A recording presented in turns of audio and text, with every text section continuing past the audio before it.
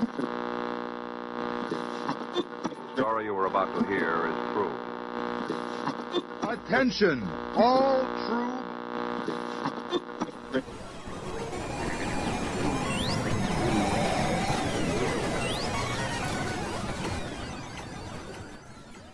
She's alive! Alive!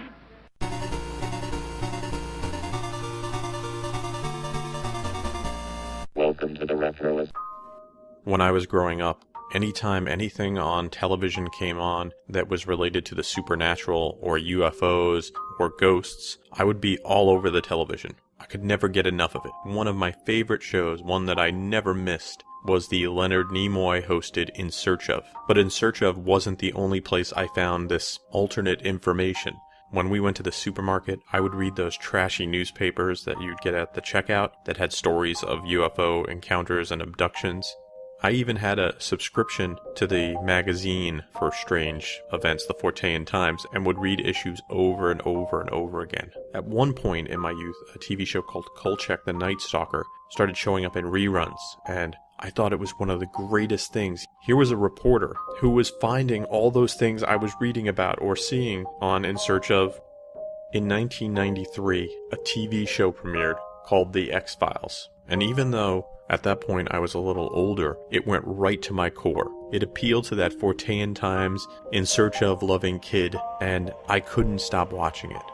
I still watch it today, and I have often wondered what it is about the show that attracts me. Do I like science fiction? Yes, I love science fiction, and I enjoy horror a great deal. But I also think that there's a small part of me that wants to believe, just like the show says, in these things. Who wishes that they would see aliens, or that vampires and these scary monsters might actually be out there. Now, I'm pretty sure much of those things do not exist, but for a brief time, I got to live in a world where they did exist, because I had 9 seasons of The X-Files. On today's show, we're going to talk about The X-Files. We'll talk about the people behind the camera, the people in front of the camera. We'll talk about the production, the reception, the movies, where you can find The X-Files today, and we'll throw in a few surprises here and there. We have an info-packed episode ahead of us, so without further ado, let's start the show.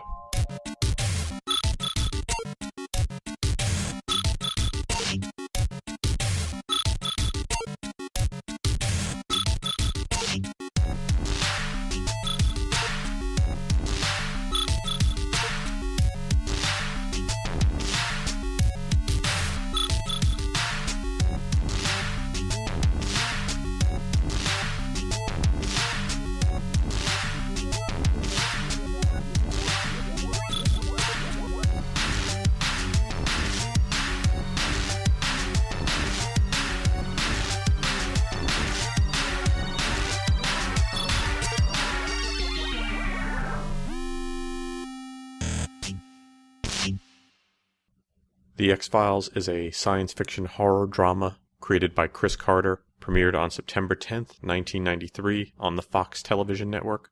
It starred both David Duchovny and Gillian Anderson, both playing FBI special agents, Duchovny playing Fox Mulder and Gillian Anderson playing Dana Scully. Chris Carter, the creator, was born in 1957, an American television producer, writer, director, born in California. Started his career as a writer working at a surfing magazine, and then got a job working at Walt Disney Studios. It was really when he created The X-Files that he became something of a superstar, and he would create 3 more television series, Millennium, Harsh Realm, and The Lone Gunman. Of those shows, none of them were really much of a success, and nothing in his career would rival the success he has had with The X-Files. The X-Files itself was inspired by shows that I grew up with, TV shows like The Twilight Zone and Night Gallery, as well as Alfred Hitchcock Presents, and of course, Kolchak the Night Stalker, which I had covered in an earlier podcast. It's interesting, Carter, who had been working at Disney, was doing mostly work on comedies, and just as the 90s were getting underway, all these sort of factors in Carter's life started to coalesce. He was thinking of the Watergate scandal, he had been reading reports about Americans who believed they were abducted by aliens. All that came together in what would become the pilot for The X-Files. He pitched it to the Fox executives, and they rejected it.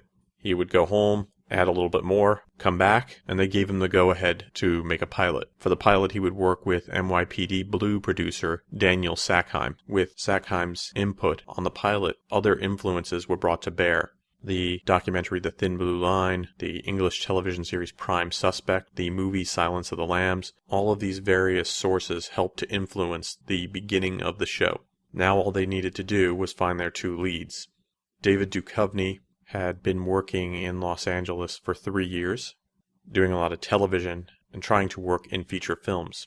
In '93, his manager gave him a script to the pilot, and he went in to read. When he did, Carter thought, wow, this guy's pretty good. But Duchovny had kind of gone in a slow way, and Carter wasn't all that convinced that he would be intelligent enough to play Fox Mulder. Of course, they would get to know each other, and Duchovny would turn out to be the perfect Fox Mulder for Carter. Now for Scully, the network had notes, and they wanted a tall blonde to play against Fox Mulder. Anderson, who was 24 years old at the time, was a theater veteran with very little in the way of film experience.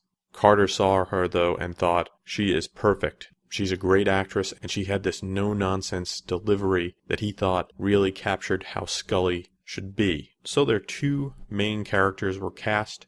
Now where were they going to film it? Originally they wanted to film the pilot in LA, but they were trying to find locations for many scenes and they couldn't because a lot of those needed to be in the forests. So they moved production to Vancouver, which had the locations. It also happened to be a little bit more affordable. So for the first 5 seasons of the show, it was filmed in rainy, gray Vancouver, and then starting in season 6, they moved back down to LA.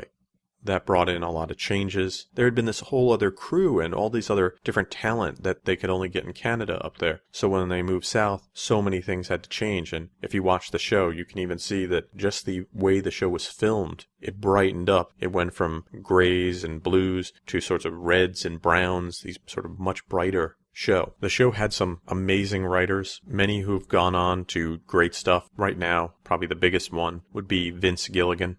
Gilligan, prolific writer on The X-Files. He was also the co-creator of the spin-off The Lone Gunman.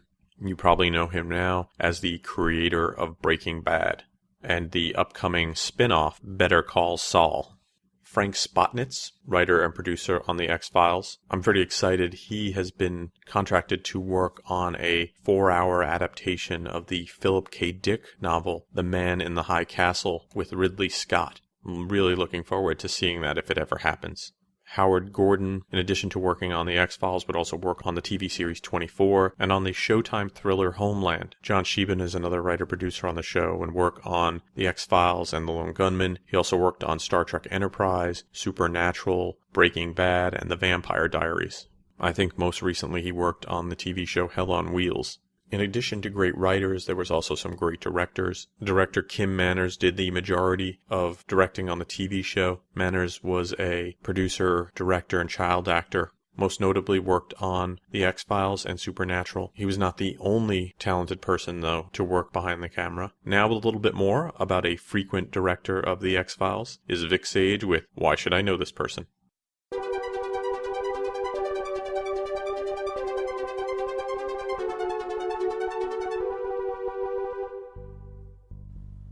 Hi friends, Vic Sage here with Why Should I Know This Person? And this week we're going to be taking a look at X-Files director Rob Bowman.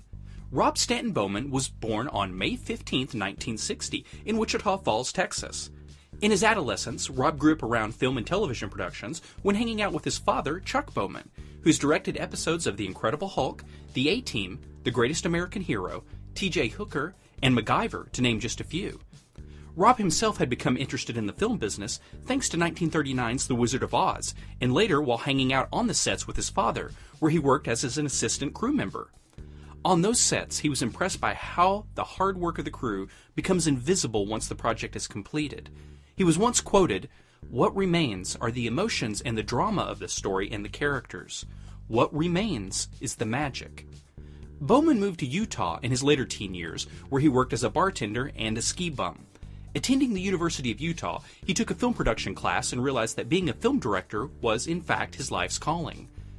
Moving to Los Angeles, Rob secured a job at Stephen Cannell Productions, where he would work for over 2 years.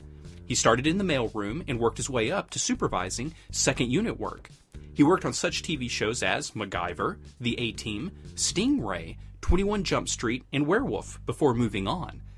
At 27 years old, after leaving Stephen Cannell Productions, Bowman's next directorial project was for an episode of Star Trek The Next Generation entitled Where No One Has Gone Before, the 6th episode of Season 1. He would go on to direct 12 more episodes of the series, and even was an uncredited voice for the Borg in Q Who.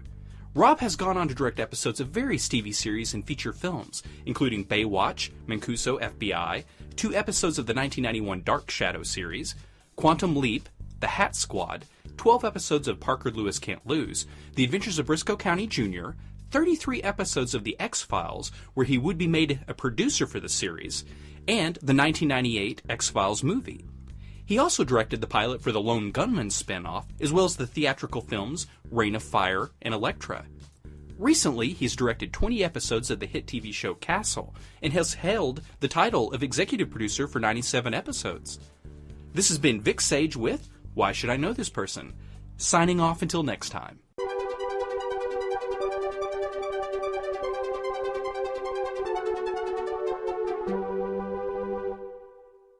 Thanks, Vic. In the X-Files, Fox Mulder and Dana Scully, special agents of the FBI. One, Mulder is a believer in the paranormal, while Scully is a skeptic. Brought together, they investigate paranormal cases, things like alien conspiracies, ghosts, vampires, you name it. Many of these things, especially the alien stuff, is being engineered by shadowy groups. So it's up to them, and them alone, because who else can they trust, to try to solve these mysteries and bring the truth to the greater masses. Now this truth, this sort of mythology, is referred to by people as the myth arc, the long-running arc of mythology in the show. Most of this myth arc involves extraterrestrial beings who are often referred to as colonists, whose primary goal is to colonize our planet. This should have happened, 2014? This should have happened in 2012, so I guess Scully and Mulder did it, saved us.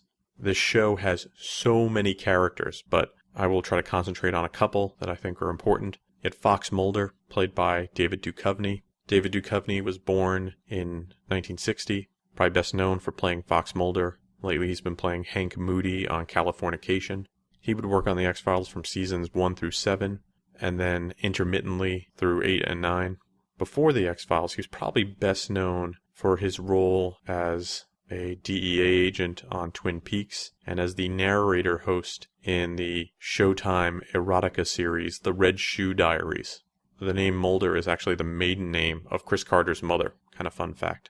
Dana Scully, who would appear as the main character from seasons 1 through 9, is portrayed by Gillian Anderson. Scully is an FBI agent and doctor. She is the skeptical one of the main duo. When they were casting the show, David Duchovny did not know Anderson. He had suggested his friend Jennifer Beals, who had been a classmate of his back in college, to play the lead role. But as you heard earlier, Anderson really did well in the audition process. But the network really did not seem convinced of her power, because when she got pregnant at the start of season 2, some network execs thought, well, this is a really good time to recast her role, but Carter stood by her firmly. Anderson was born in 1968, probably best known for The X-Files, but has done some really good film work, including The House of Mirth, The Last King of Scotland, and, like David Duchovny, both X-Files films. Walter Skinner, who was in all 9 seasons of the show, was played by Mitch Pileggi. Mitch Pileggi is by far the most enjoyable name to say in the credits. I always loved saying Mitch Pileggi. Really sticks in your head.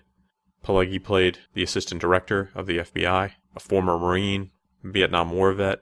Pileggi was born in 1952, probably best known for his work on The X-Files. He would also appear on Stargate Atlantis, a recurring role on Sons of Anarchy, and most recently on TNT's revival of Dallas. When David Duchovny stepped away from the TV series, they needed to bring someone in to replace him. Over 100 actors auditioned for the role, and 10 were considered, including Bruce Campbell and Lou Diamond Phillips. The person who got it was Robert Patrick, who at that point was probably best known for his work in Die Hard 2 and Terminator 2 as the T-1000. He would play John Doggett in seasons 8 and 9. Much like Scully, he's a skeptic, non-believer, very different than Mulder, and brings a different energy to the show. In season 8 and 9, they also brought in a new female FBI agent, Monica Reyes, who was played by Annabeth Gish. Reyes took the Mulder role, she was a believer. In addition to her work on The X-Files, Gish did some film work, including Mystic Pizza and Double Jeopardy. On TV, she was on The West Wing and in the Showtime series Brotherhood.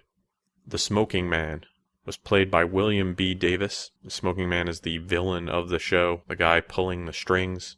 Davis is a Canadian actor, born in 1938, probably best known for his role as the Smoking Man or the Cigarette Smoking Man. Fun fact, even though he was forced to smoke on the show, and he had just given up smoking before he was on the show, so at some point they switched to him smoking herbal cigarettes. He's an outspoken supporter of the Canadian Cancer Society. Alex Krycek was portrayed by Nicholas Lee.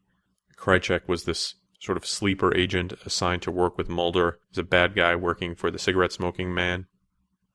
Lee was born in 1962. He's a Canadian actor, probably best known for his work as Alex Krycek. He would also play a role on the TV show Kyle XY. Prolific actor Calum Keith Rennie turned down the Krycek role because he didn't want to commit to a TV show at the time. He would later appear in The X-Files in the film from 2008, I Want to Believe. Rounding out the cast, you had Jerry Hardin playing Deep Throat. You had the Lone Gunman.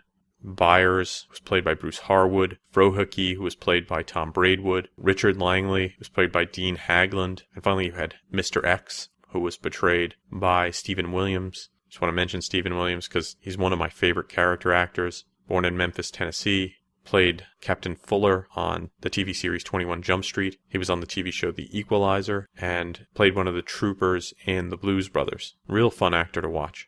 Today's show is brought to you by Local Exterminator. Having issues with mysterious insects that come from nowhere? Don't call the FBI. Call your local exterminator. If you've got insects in the walls, under the floor or roof, just give us a call, we'll kill them all. Dead bugs are living proof.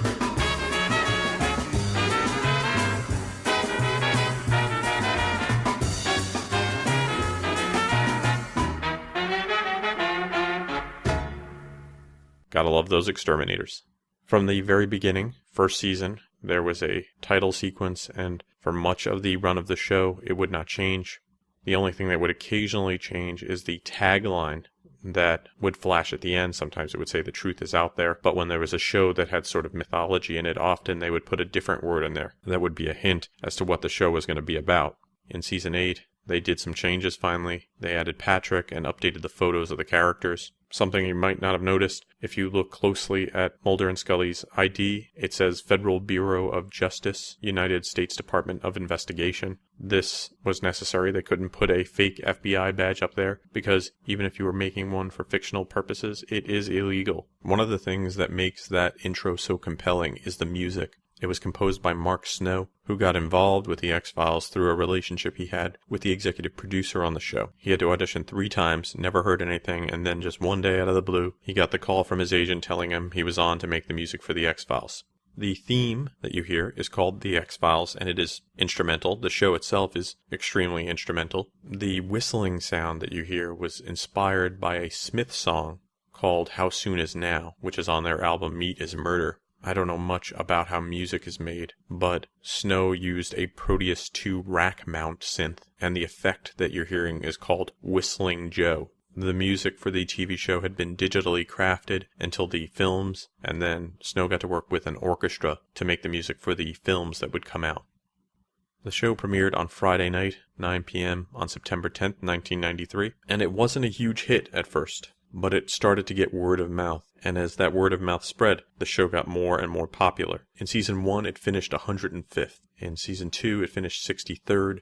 In Season 3, it finished 55th. Then in Season 4, they moved the show to Sunday, and it's suddenly number 12. And then Season 5, it's number 11.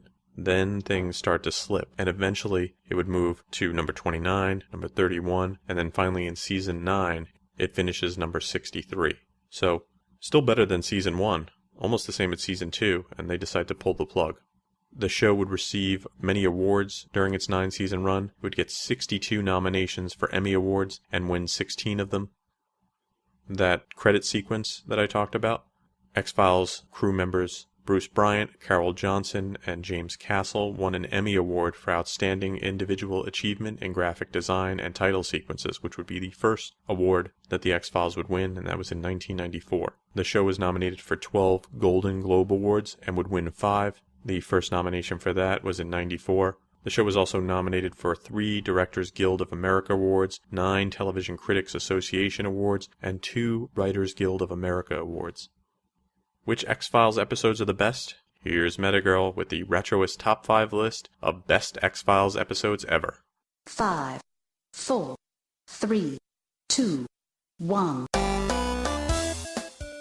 Greetings, Retro fans! This is Metagirl bringing you the top 5 episodes of the science fiction horror drama, The X-Files. At number 5 is Season 4, Episode 20, Small Potatoes. When 5 unrelated women all give birth to babies with small tails, it's a good bet that their children all have the same father, and yet the mothers provide very different physical descriptions of their respective baby daddies.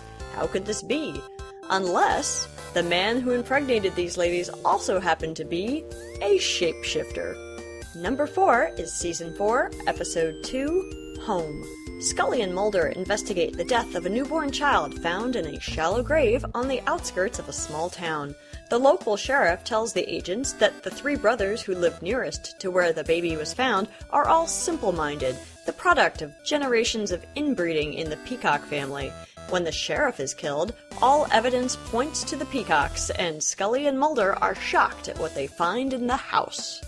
Number 3 is Season 3, Episode 4, Clyde Bruckman's Final Repose. Psychics are being killed, and Mulder and Scully are on the case. The local police have brought in a well-known TV psychic that Mulder finds laughable.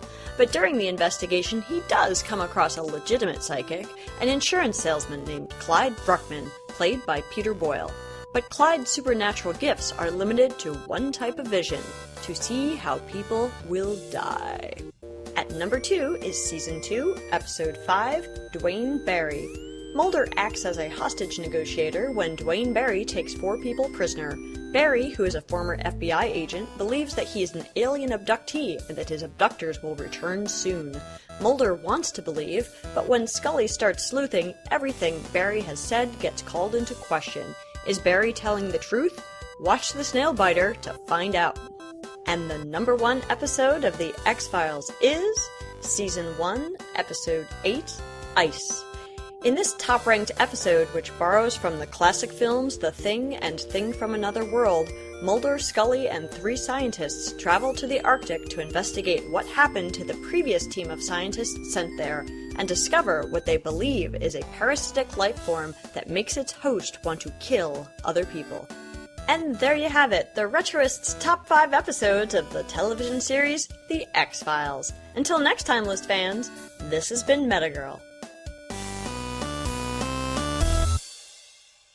Thanks, Metagirl. As the seasons marched on and we got into Season 5, Carter wanted to wind the show down and take it from the small screen to the big screen. So during the 5th season, they started to film a movie, and in the summer of 1998, The X-Files Fight the Future was released. Of course, during the intervening time, Fox and Carter came to an agreement, so the 6th season follows up right after the movie ends. The film would do pretty well. It cost about $66 million to make, and its box office would reach $189 million. A lot of that success came from international box office because even though the movie had decent reviews, attendance dropped really hard after the first weekend. In 2001, Carter said that he would like to do a second film after the series ended. This film would become The X-Files I Want to Believe. Filming began in December of 2007 and finished in 2008, and it was released on July 25th, 2008. By the end of its theatrical run, it had grossed just about $20.1 million domestically, and then earned an additional $47.3 million internationally, for a total of $68.3 million. The reviews were not great. It also didn't have a great release time. It came out around the same time as The Dark Knight. Carter, Anderson, and Duchovny had claimed that they would be willing to do more of the films, but so far the studios haven't stepped up to try to make a third film. It would be kind of interesting to see what they could come up with in our more modern age, and especially how they would deal with the fact that colonization date was in 2012, and we still haven't been colonized yet. There was a spin-off series for the X-Files, The Lone Gunmen. The Lone Gunmen were a trio of conspiracy guys who were trying to make good in the world. The show debuted at 13.2 million viewers and then steadily began to drop. The program was canceled after just 13 episodes, and the final episode was broadcast in June 2001, and it was a cliffhanger that would be resolved in the 9th season of The X-Files in an episode titled Jump the Shark, which is a reference to the Happy Days episode where Fonzie jumps the shark, and also the idea that TV shows that are going bad jump the shark. The X-Files spawned various merchandise, comics, video games, collector's cards, you name it. The 3 video games that it would inspire would be the X-Files game, which was released for the PC and Macintosh in '98. A year later, it would come out on the PlayStation. In 2000, Fox released the X-Files Unrestricted Access, which was a database of information about the show. In 2004, the X-Files Resist or Serve was released, which is a survival horror game released for the PlayStation 2. If you're a comic fan, there have been comics in the past about the X-Files, but if you really need your new X-Files fix, there's a real fun series called the X-Files Season 10, which is currently running, and I've been enjoying it a great deal. In 1996, the X-Files started to be released on VHS. I still have a lot of my original VHS tapes. Sadly, these tapes, which were released in waves, did not include every episode. So if you're a fan, you had to wait, because eventually they would get released on DVD, and on those DVDs, you could get every episode. I think some of those VHS tapes also had collectible cards in them, and I'm pretty sure I have a couple lying around somewhere around here. There have been rumors of an X-Files Blu-ray TV release for quite a while. I thought that I would see that in 2013. You can get the movies on Blu-ray, but we're still in a holding pattern on the Blu-ray. I'm looking forward to adding that to my high-definition collection. If you don't buy any of the X-Files DVDs, it's often on streaming services, so check Amazon or Netflix or whoever you use. You might be able to find it there to watch. I love television, but there are not a ton of shows that I would be willing to marathon, say, on a holiday, or just put on in the background and run from start to finish. The X-Files is one of those shows. It's got a lot of great standalone episodes, sort of this monster of the week stuff that have nothing to do with the myth arc, and then they have this long-running story that pulls you in and brings you closer to these characters. And you do get lost in it. If you've never seen an episode of The X-Files, you are in luck. Run out, get yourself a copy of Season 1. You will enjoy episode after episode. Then you'll hit episode 8, which is Ice, and you'll be blown away. You'll think, wow, this was on television? It's a combination of great writers, directors, actors, artistic people behind the scenes all coming together in the perfect situation to make a iconic show. And that's what The X-Files is. It's an iconic show that everyone should see.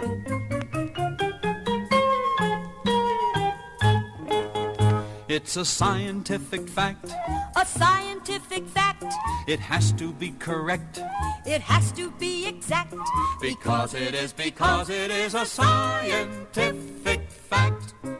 Thanks for listening to the show. For more retro fun, you can drop by the website at www.retroist.com. You can follow me on Facebook and Twitter. I'm at facebook.com/retroist.com and twitter.com/retroist. Thanks to Vic Sage for another great Why Should I Know This Person. If you have email for Vic, you can email him at vicsage@retroist.com. Thanks to Metagirl for another great top 5 list. If you have feedback for Metagirl or a list suggestion, you can email her at metagirl@retroist.com. Thanks for listening to the show, and I hope you have a great weekend. Which are a hazard for future space flyers to overcome. It's a scientific fact. A scientific fact. It has to be correct. It has to be exact. Because it is a scientific. I made this. This has been a Retroist production. Goodbye.